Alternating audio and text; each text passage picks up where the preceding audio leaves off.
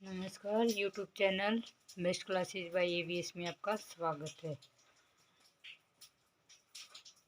हम अपनी 10th class start करते हैं। अगर आप मेहनत करते हो तो ऐसा कुछ नहीं जिसे आप हासिल नहीं कर सकते। यानी कि अगर हम किसी चीज़ के लिए मेहनत करनी स्टार्ट कर देते हैं तो कोई ऐसी चीज़ नहीं है जिसे हम पा नहीं सकते। मेहनत के द्वारा हम प्रत्येक चीज़ को पा सकते हैं। इसी के साथ अपनी क्लास स्टार्ट करते हैं और आज का टॉपिक है cleft lip and cleft plate. Cleft lip and cleft plate ये बच्चों के अंदर कंजाइंटल अबनॉर्मलिटी होती है जो एट बर्थ पे ही हमें देखने को मिलती है। बहुत रेयर होती है। बहुत कम बच्चों के अंदर ये देखने को मिलती है, लेकिन बहुत क्रिटिकल प्रॉब्लम होती है ये एट बर्थ पे जैसे ही बच्चे पैदा होंगे उस टाइम पे हमें क्या क्लेफ्ट लिप या क्लेफ्ट प्लेट, लिप का मतलब होठ, प्लेट का मतलब हमारी हार्ड प्लेट और सॉफ्ट प्लेट जो होती है वो आपस में एक दूसरे से कम्युनिकेट नहीं कर पाती, जुड़ नहीं पाती। और लिप है वो जैसे ऐसे मान लो ये अपर लिप्स के अंदर सबसे ज़्यादा देखने को मिलती है।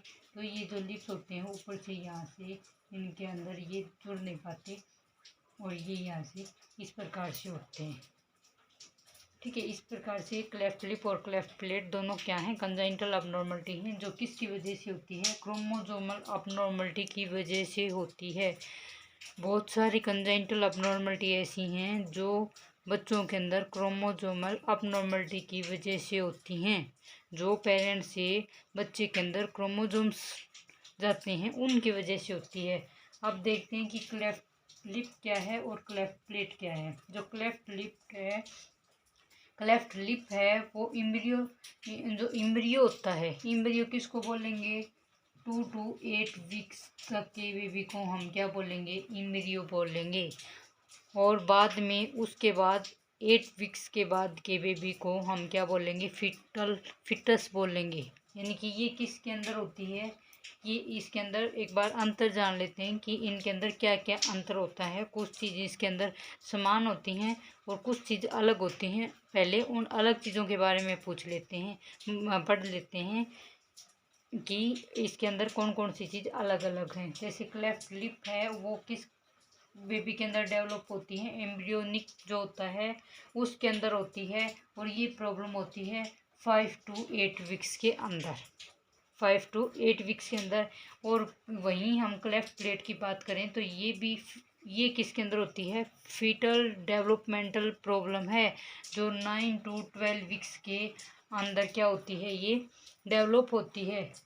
और जो क्लेफ्ट लिप है ये इनकम्प्लीट फ्यूजन ऑफ लिप्स किसकी वजह से होती है, लिप्स का कंप्लीट फ्यूजन, कंप्लीट मिलने ना मिलने की वजह से ये क्या होगी, ये प्रॉब्लम होगी। लेकिन क्लेफ्ट प्लेट है वो क्या होगी, मैग्जिला, मैग्जिला यानी कि जो हमारी मैग्जिला बोन होती है, मैग्जिला मसल जो होती है वो आपस में क्या नहीं हो पाती, मिल नहीं पाती, जिसकी वजह से हार्ड प्लेट और हमारे माउथ के अंदर 2 टाइप की प्लेट होती हैं, हार्ड प्लेट और सॉफ्ट प्लेट, वो आपस में एक दूसरे से कम्युनिकेट नहीं कर पाती। इसकी वजह से वो प्लेट क्या हो जाती है, इनकम्प्लीट रह जाती है, जुड़ नहीं पाती।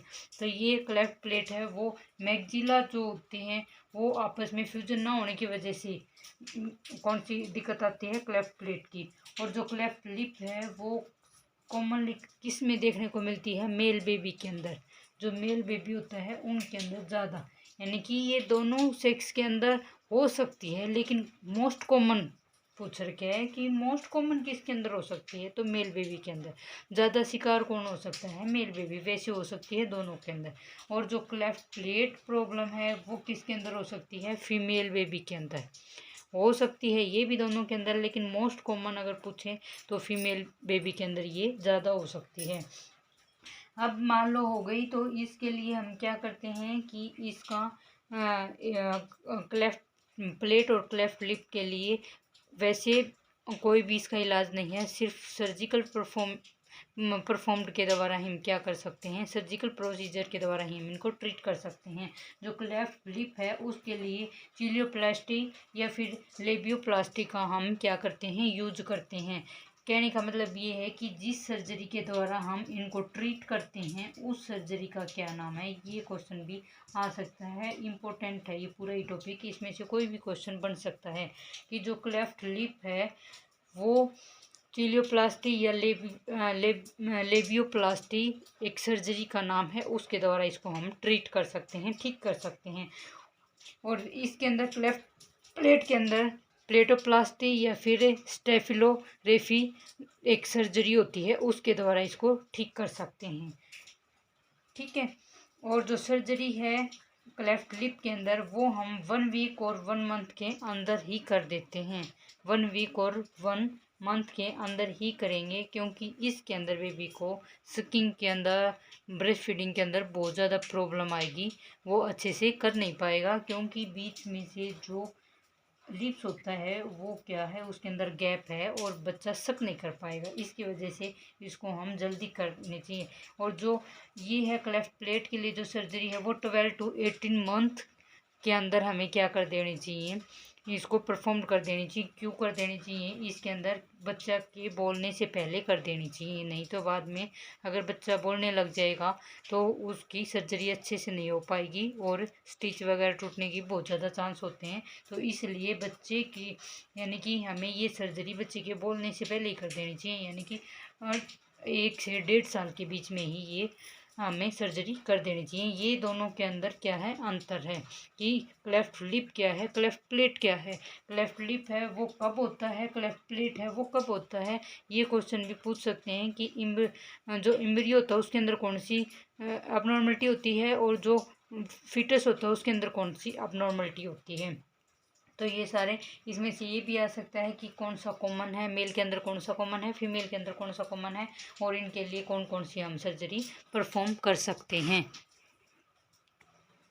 ये तो हमने पढ़ा था कि क्लेफ्ट लिप और क्लेफ्ट प्लेट में क्या अंतर है। अब इसके अंदर दोनों के अंदर कुछ समानताएं देखने को मिलती हैं, जो दोनों के अंदर देखने को पाई जाती हैं वो कौन सी हैं। जो मोस्ट कॉमन कंजाइनटल अबनॉर्मलिटी है क्लेफ्ट लिप और क्लेफ्ट प्लेट, वो उसकी वजह से इसके साथ कौन सी बीमारी हो सकती है बच्चे के अंदर। इसके साथ साथ जो बच्चा क्लेफ्ट लिप और क्लेफ्ट प्लेट का शिकार होता है उन बच्चों के अंदर ये अबनॉर्मलिटी होती है, उनके अंदर VSD यानी कि वेंट्रिकुलर सेप्टल डिफेक्ट, हार्ट की प्रॉब्लम होएगी। किसकी प्रॉब्लम होएगी, हार्ट प्रॉब्लम होएगी उन बच्चों को, हार्ट की प्रॉब्लम हमें देखने को मिलेगी, कंजाइनटल हार्ट प्रॉब्लम भी उनको साथ में मिलेगी।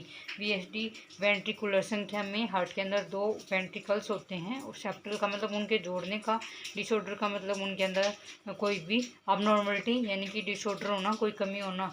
दोनों वेंट्रिकुलर हैं वो आपस में कनेक्ट नहीं होंगे, इनकी वजह से जैसे एट्रियम सेप्टल डिफेक्ट होता है, वेंट्रिकुलर सेप्टल डिफेक्ट होता है, तो इसके अंदर वेंट्रिकुलर सेप्टल डिफेक्ट होएगा हार्ट की डिजीज। और ये दोनों अगर ये दोनों कंडीशन है, ये दोनों अबनॉर्मलिटी हैं, तो वो जो बच्चे होते हैं क्लेफ्ट लिप और क्लेफ्ट प्लेट के, वो ओटाइटिस मीडिया का शिकार होते हैं। ओटाइटिस मीडिया का मतलब होता है infection in middle ear, infection in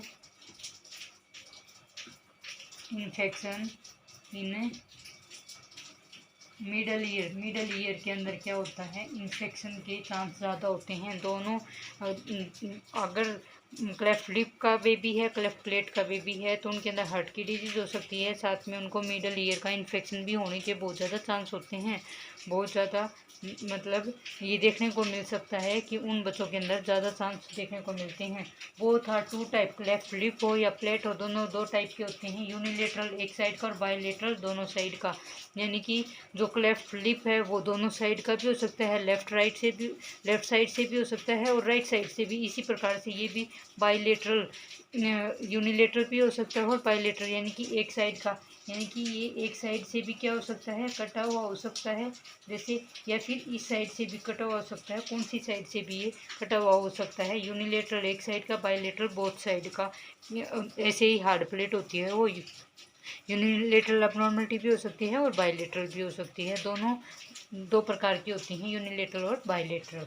और दोनों के अंदर जो मेन प्रॉब्लम होती है क्लेफ्ट लिप और क्लेफ्ट प्लेट के अंदर वो होती है डिस्फेजिया। डिस्फेजिया का मतलब होता है difficulty in sucking, difficulty in sucking.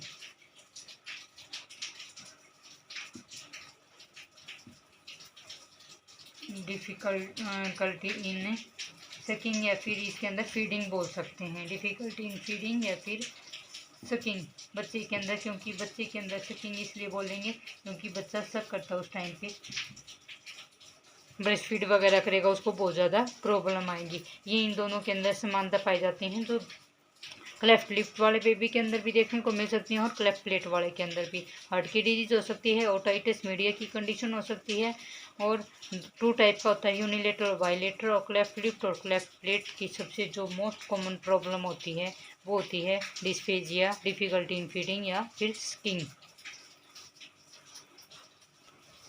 इन बच्चों के फीड करवाने के लिए हमें स्पेशल विशेष ध्यान रखना पड़ता है, चाहे प्री ऑपरेटिव हो या पोस्ट ऑपरेटिव बेबी हो, दोनों के अंदर हम बहुत ज़्यादा ध्यान रखेंगे ऑपरेशन करवाने से पहले भी। इसके लिए हम क्या करेंगे कि बच्चे के लिए एक स्पेशल डिजाइन की बोतल तैयार करवाएंगे। जो स्पेशल डिजाइन की बोतल होती है वो क्या करवाएंगे, तैयार करवाएंगे, जिसकी वजह से बेबी है वो अच्छे से यानी कि अच्छे से फीड कर सके, भूखा ना रहे बच्चा। और जो बोतल हम तैयार करवाएंगे फीडिंग के लिए, यानी कि फीडिंग के लिए हम और फीडिंग के लिए तैयार करवाएंगे, इसको बोलते हैं हम पिगन बोतल बोलते हैं, पिगन बोतल बोलते हैं जो स्पेशल तैयार करवाएंगे। या फिर पिगन बोतल अगर हमारे पास नहीं है, तैयार नहीं करवा सकते, तो हम सिरिंज का यूज़ कर सकते हैं। सिरिंज फीडिंग का यूज़ करेंगे, यानी कि सिरिंज में डाल के जो मिल्क है वो और बच्चे के माउथ के अंदर डाल लेंगे। और या फिर हम क्या कर सकते हैं, कटोरी या फिर चम्मच के द्वारा भी हम फीड करवा सकते हैं, कटोरी या चम्मच का यूज करेंगे, ठीक है। या फिर हम बच्चे के अंदर जैसे कि मान लो कटोरी या चम्मच से लेके बच्चे के या तो सिरिंज में डाल के, या फिर हमारे पास पिगन बोतल नहीं है मान लो, तो हम घर पे भी क्या कर सकते हैं, बच्चे को फीड करवा सकते हैं सिरिंज के द्वारा या फिर कटोरी चम्मच फीड के द्वारा। कैसे करवाना चाहिए, जो मिल्क है वो हमें लेटरल, यानी कि या तो साइड में छोड़ देंगे या फिर हम कहाँ छोड़ेंगे, पोस्टीरियर पीछे की साइड छोड़ के आएंगे, ताकि बेबी अच्छे से अंदर ले जाए, ताकि बाहर ना निकले, ठीक है। पोस्टीरियर टू दी माउथ, या तो हम लेटरल साइड में छोड़ देंगे कटोरी चम्मच से या फिर सिरिंज से, या तो साइड में छोड़ देंगे या फिर पीछे की साइड छोड़ देंगे, ताकि बेबी अच्छे से अंदर ले जाए, उसको कोई दिक्कत ना हो, ठीक है। इसके लिए हम क्या करेंगे, स्पेशल किसी बोतल डिजाइन का तैयार करवाएंगे, जिसको हम पिगन बोतल बोलते हैं, या फिर उसको कटोरी चम्मच से या फिर सिरिंज का यूज करेंगे। और इसके लिए बहुत ध्यान रखना है कि या तो हम लेटरल साइड में हम क्या कर सकते हैं, छोड़ सकते हैं, या पोस्टीरियर साइड के अंदर हम फीड को छोड़ेंगे, ताकि बेबी बाहर ना निकले, अच्छे से वो फीड कर जाए। कई बार क्लेफ्ट लिप और क्लेफ्ट प्लेट के लिए हम क्या करते हैं, बच्चे के कुछ बातों का ध्यान रखते हैं, और वो उन बातों को हम कैसे ध्यान में रखेंगे कि बच्चे को हमें फीड करवाना है, चाहे कोई भी बच्चा हो, तो उसके लिए एक मेथड का यूज़ करते हैं, यानी कि उन बच्चों को हमें फीड करवाने के लिए एक मेथड का यूज़ करते हैं, जिसको हम शॉर्टकट में बोलते हैं ESSR मेथड।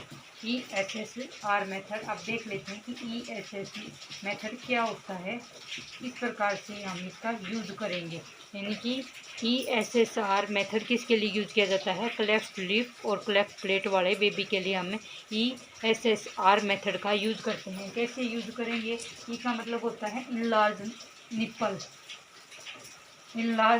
का निप्पल जो होती है उसके द्वारा हम फीड करवाएंगे, यानी कि जैसे अगर मान लो बॉटल फीडिंग से भी हम क्या करवा रहे हैं, बेबी को फीड करवा रहे हैं, तो उसकी भी निपल क्या होनी चाहिए, लार्ज होनी चाहिए, ताकि बेबी है वो पोस्टीरियर माउथ के पोस्टीरियर भाग में अगर वो निपल जाएगी तो वो सक कर लेगा, बाहर नहीं निकलेगा। क्लेफ्ट प्लेट और क्लेफ्ट लिप के अंदर यही सबसे ज़्यादा प्रॉब्लम आती है। पहली बात तो बच्चा सक नहीं कर पाएगा, अगर सक कर लेगा तो सारा जो दूध है वो सारा बाहर निकल जाएगा। इन लार्ज निपल होनी चाहिए।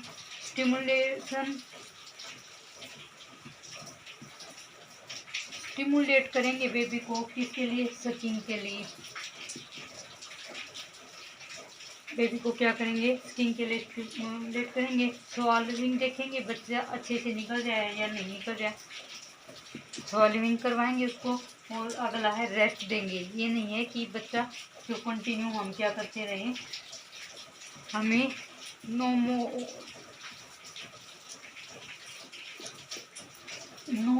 मोर फीड कंटिन्यू ज़्यादा लंबे टाइम तक हम फीड नहीं करवाएंगे, क्योंकि बच्चे को एकदम से सांस लेने में प्रॉब्लम हो जाएगी अगर हम उसको लगातार फीड करवाएंगे। तो इसलिए हम बच्चे को फीड करवाने के लिए ESSR का यूज़ करेंगे, लार्ज निपल, या उसको स्टिमुलेट करेंगे स्किन के लिए ताकि बच्चा सक कर सके। और उसको स्वॉलोइंग देखेंगे बच्चा अच्छे से स्वॉलो कर रहा है या निकल रहा है या नहीं निकल रहा। रेस्ट करवाएंगे उसको, बीच बीच में कंटिन्यू नहीं करवाएंगे, रेस्ट करवा के फिर धीरे धीरे हम क्या करेंगे, उसको फीड करवाएंगे। इस प्रकार से हमें इनका ध्यान रखना है। अगर मान लो बच्चे का हमें ऑपरेट करवाना है और ऑपरेट करवाने के लिए कोई भी ऑपरेशन हो, उसके लिए हम प्री और पोस्ट ऑपरेटिव केयर ज़रूर ध्यान में रखें कि प्री ऑपरेटिव यानी कि ऑपरेशन से पहले की, सर्जरी से पहले की केयर क्या है और पोस्ट ऑपरेटिव क्या है। प्री ऑपरेटिव केयर कैसे करेंगे, प्री ऑपरेटिव के अंदर हम क्या ध्यान रखेंगे, एक तो हम ESSR मेथड का यूज़ करेंगे, सबसे पहली बात तो ये है। दूसरा क्या है कि हम जो फिगन डिजाइन हमारी बोतल होती है उसका यूज़ करेंगे। तीसरा क्या है कि जो सक्शन मशीन होती है वो हमेशा बेड साइड में रखनी चाहिए, ताकि बच्चा अगर मान लो फीड को एस्पिरेट कर जाए अच्छे से, वो स्वालो ना कर पाए और जो ट्रेकिया है उसके अंदर फीड चली जाए, तो उसको हम क्या कर लें, सक्शन मशीन के द्वारा बाहर निकाल दें। सक्शन मशीन हमेशा कहाँ रखनी चाहिए, बेड साइड रखनी चाहिए, फोन बेड साइड के ऊपर रखनी चाहिए, ताकि हमें ज़रूरत पड़े तो उस टाइम पे। और ये क्वेश्चन सबसे ज़्यादा पूछते हैं कि हमें किस बात का ध्यान रखना चाहिए, तो सक्शन मशीन हमें हमेशा बच्चे की बेड साइड के ऊपर रखना चाहिए। सबसे मोस्ट इम्पोर्टेंट केयर ये है इसके अंदर, ठीक है। और बच्चे को 6 आवरली हम क्या करेंगे, ऑपरेट से पहले 6 आवरली NPO रखेंगे। NPO का मतलब होता है नील पर ओरली, यानी कि माउथ से कुछ नहीं देना, जिसको बोलते हैं खाली पेट रखेंगे। पोस्ट ऑपरेटिव के अंदर यानी कि ये ऑपरेशन से पहले की हैं, हमें जब तक ऑपरेशन नहीं होता है उससे पहले हमें ये इन चीज़ों का ध्यान रखना है। अब पोस्ट ऑपरेटिव यानी कि ऑपरेट होने के बाद हमें किन किन चीज़ों का ध्यान रखेंगे, पोस्ट ऑपरेटिव केयर के अंदर हम किन किन चीज़ों का ध्यान करेंगे। पोस्ट ऑपरेटिव के अंदर सबसे पहले तो हमें क्या करनी है, इसके अंदर हमने स्टार्ट में पढ़ा था कि प्री ऑपरेटिव केयर के अंदर हमने ये चीज़ पढ़ी थी कि हमें सक्शन मशीन बच्चे की बेड साइड पर रखना चाहिए, लेकिन इसके अंदर हमें कॉन्ट्रा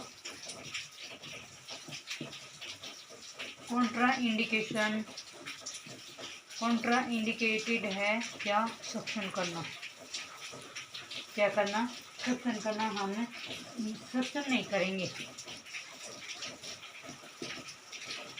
सक्शन बिल्कुल भी नहीं करेंगे। क्यों नहीं करेंगे, क्योंकि इसे जो स्टिचेज लगे हुए हैं वो लूज होने का या फिर हीलिंग डिले होने के चांस होते हैं। लूज ऑफ स्टिच क्या हो जाएंगे, लूज हो जाएंगे, या फिर जो हीलिंग है उनकी हीलिंग प्रोसेस है वो डिले हो जाएगा। हीलिंग में भी डिले हो सकते हैं अगर बार बार हम सक्शन वगैरह करेंगे। तो बच्चे को NPO रखना है, क्या नहीं करेंगे, कॉन्ट्रा इंडिकेशन है। प्री ऑपरेटिव के अंदर, पोस्ट ऑपरेटिव के अंदर सबसे मेन चीज़ याद रखने वाली यही बात है कि प्री ऑपरेटिव के अंदर हम प्रायोरिटी देते हैं कि सक्शन मशीन को बेड साइड पर रखेंगे, लेकिन इसके अंदर क्या है, कॉन्ट्रा इंडिकेशन है, बिल्कुल ही बंद है, सक्शन तो हमें करनी ही नहीं है। क्यों नहीं करनी, क्योंकि इससे जो स्टिचेज लगे हुए हैं लिप्स या प्लेट पे, तो वो या तो लूज हो जाएंगे या फिर बार बार सक्शन करेंगे, तो उसकी वजह से हीलिंग जो ठीक होने का जो समय होता है वो लेट हो जाएगा, वो ज़्यादा टाइम लेंगे ठीक होने के लिए, क्योंकि अगर सक्शन करेंगे तो उसके अंदर कुछ भी मोस्ट वगैरह हो सकते हैं, खिंचाव हो सकता है, कुछ भी हो सकता है, तो इसलिए नहीं करेंगे। एनपीओ रखना है 2 to 3 डेज तक बच्चे को। 2 to 3 डेज तक हम क्या करेंगे, बच्चे को एनपीओ रखेंगे नील पर ओरली, यानी कि माउथ के द्वारा कुछ नहीं देंगे। और एल्बो रेस्टोरेंट का हमें क्या करना है, यूज़ करना है।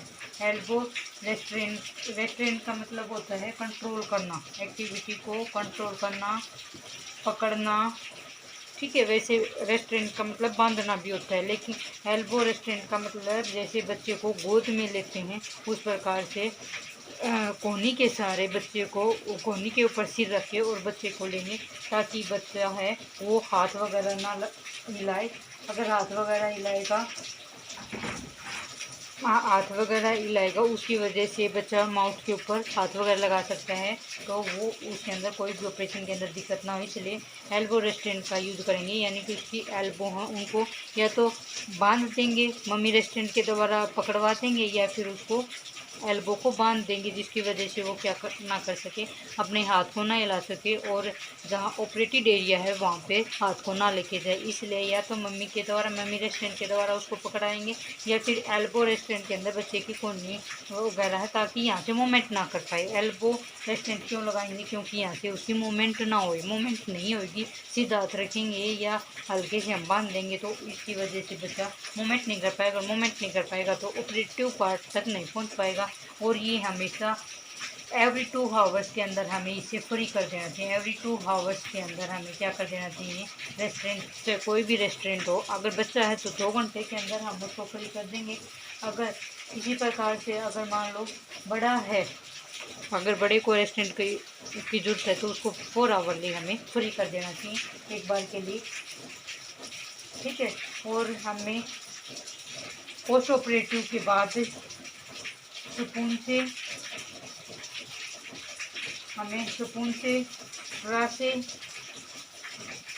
ट्रक मतलब जो पाइप होती है पीने वाली, और फोर्क जो होता है उसके द्वारा कभी भी फीडिंग नहीं करवानी चाहिए। स्पून से, स्ट्रा से और फोर्क से हमें फीडिंग नहीं करवानी चाहिए। और तो किसान लाले